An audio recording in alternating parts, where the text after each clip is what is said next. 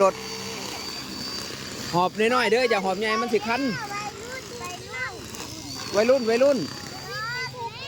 อนี้พัฒนาพี่น้องมาช่วยกันพัฒนาทำความสะอาดหนาแรงเอาสามีเอาเก่าละ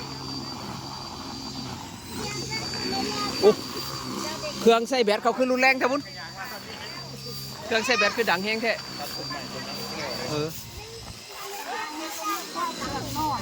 มองนี่สีแยกมันแนมกันบ่ค่อยเห็นรถเฉียวกันบ่อย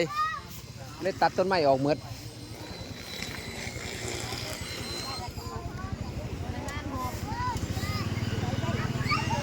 รถเฉียวกันบ่อยก็เลยเอาต้นไม้ออกหมดในมุมนี้ทางตรงกับทางแยกมาปะทะกันบ่อยเอาต้นไม้ที่บังทิวทัศน์ออกก่อน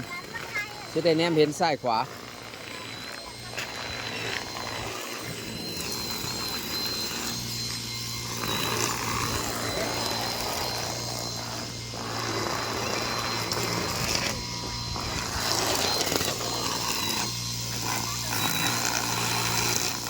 โอ้เขาดีตัวเราเครื่องแบบนี้